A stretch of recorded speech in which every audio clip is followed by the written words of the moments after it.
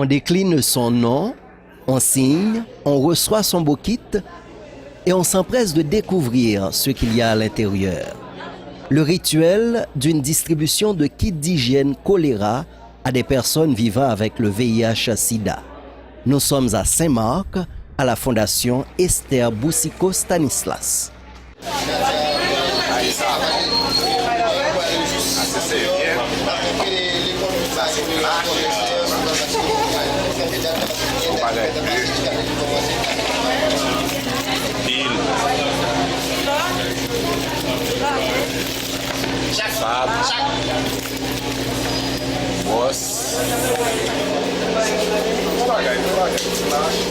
Chacun attend son tour dans le plus grand calme. Josapha Esther, 23 ans et enceinte de 7 mois, en sort elle aussi satisfaite. Oui, je suis satisfait en pile. Le fait que moi j'ai une protection pour maladie choléra. Moi j'ai tout document pour maladie choléra pour me protéger tête moi. Ce jour-là, à la Fondation Esther Boucicaut Stanislas, ils sont des centaines de PVVIH à être touchés par cette distribution. Mais depuis le déclenchement de l'épidémie, fin octobre, le Fonds des Nations Unies pour la population a distribué plus de 4000 kits d'hygiène choléra aux personnes vivant avec le VIH-Sida dans plusieurs départements du pays. Autant dire qu'environ la moitié des membres de la plateforme haïtienne des associations de PVVIH, qui regroupe 13 associations, a déjà été touchée. Esther Boucicaut Stanislas se réjouit de l'appui constant que l'UNFPA Haïti apporte au PVVIH. Et à chaque fois que des crises, ça ou surtout, l'UNFPA est toujours là avec nous pour le porter concours, que c'était dans l'époque cyclone, que c'est dans l'époque tremblement de terre. Et maintenant, choléra, il est toujours là à participer avec nous. Et il appuie en pile plateforme association de PVVIH, que moi-même, moi, c'est président. Nous avons des projets ensemble et pour nous faire des activités de plaidoyer. Justement, il fait nous moyens pour nous faire formation, il nous moyens pour nous faire marche, pour nous faire plaidoyer. Et il nous des kits aussi côté que pour nous protéger tête nous contre choléra, si des cyclones pour nous des kits pour nous protéger tête nous. Nous avons de très bonnes relations avec l'UNFPA. Et moi remercie en pile du fait qu'elle ait toujours pensé et c'est que c'est une institution qui vraiment penchée sur les personnes vivant avec le VIH pour leur aide. Et aide là vraiment à joindre PVVIH directement. Les distributions de kits de l'UNFPA s'accompagnent généralement de séances de sensibilisation sur le choléra. À entendre Josapha Esther et Vincent Marie-Juliette, 34 ans, on peut dire que le message est passé. Pour me traiter de l'eau avec aquatab et puis pour me toujours laver même, pendant ce temps je sorti dehors pour me laver même avec savon et puis de l'eau. Avant de manger pour me laver même tout. Faut manger bien cuit, bien tout fait pour que cuit. Puisque je connais vulnérabilité face à choléra, je lave même de temps en temps. Et puis, je continue à prendre ARV mieux. Et puis, après ça, je protège de l'eau que je servi, je traité pour ne pas attraper la maladie choléra. L'épidémie de choléra a déjà provoqué plus de 1600 décès et plus de 70 000 cas de contamination. L'Organisation panaméricaine de santé prévoit plus de 200 000 cas dans les 3 prochains mois.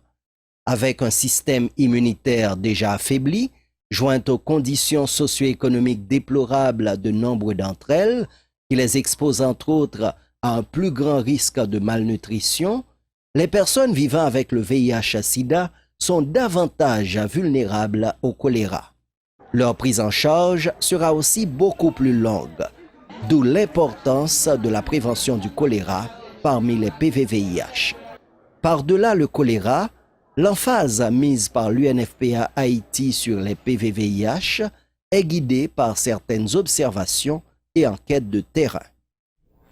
C'est important de mettre ça dans un contexte dans lequel on voit qu'après le séisme, il y a une tendance vers la féminisation du VIH-Sida.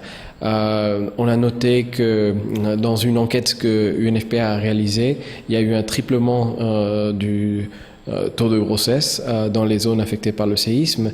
Il y a aussi, malheureusement, des nouvelles données nous indiquent que 2/3 des grossesses sont pas désirées. Et que on sait aussi que dans l'utilisation des contraceptifs, eh bien, on utilise surtout l'injection, la pilule et très peu le préservatif. Donc il y a tout un travail à faire pour la promotion des moyens de contraception modernes, mais aussi pour s'assurer qu'il y ait vraiment une distribution plus massive et sensibilisée sur les préservatifs. C'est très important parce que ça a un impact évidemment direct sur la transmission du VIH/SIDA. Le partenariat entre l'UNFPA et la plateforme haïtienne des associations de PVVIH remonte à l'année 2004 et prend diverses formes. L'UNFPA finance le local de la plateforme et soutient le conseil d'administration à travers le paiement de ses frais de fonctionnement, le paiement du personnel et la fourniture de matériel et d'équipement. L'UNFPA fournit aussi un appui à la gouvernance et à l'équité au sein de la plateforme. Ceci comprend un appui en matière de plaidoyer international. En ce sens, l'UNFPA a aidé les PVVIH à participer aux conférences internationales. Et après le tremblement de terre, les membres de la plateforme ont participé à une conférence à Washington et aussi à la conférence de Vienne. Et enfin, nous appuyons aussi la plateforme à travers un autre produit qui est la promotion et la défense des droits des PVVIH. Et en ce sens, et nous aidons la plateforme à redynamiser les commissions et qui font un travail assez intéressant et extraordinaire et au niveau des camps pour rechercher les cas de violation des droits des PVVIH.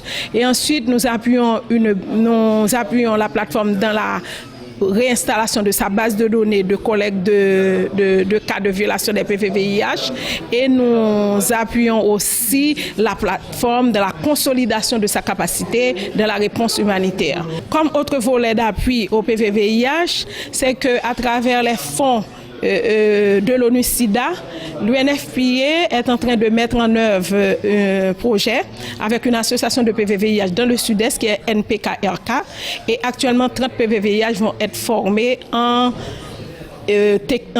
technique de gestion de petites et moyennes entreprises. En plus de ça, l'UNFPA est en train d'exécuter avec la plateforme à travers COVI et d'autres partenaires un projet qui est un projet d'atténuation de l'impact du VIH/SIDA chez les homosexuels haïtiens après le séisme. Nous appuyons aussi le ministère à travers l'élaboration des normes PTME et nous sommes membres du cluster de communication, cluster national de communication en VIH et nous sommes disposés aussi à aider le gouvernement à travers l'élaboration de plans VIH/SIDA. Nous avons d'abord un appui à GESCO et à travers un projet d'intégration santé de la reproduction, VIH/SIDA et violences sexuelles. Les acquis sont importants, mais aussi les défis.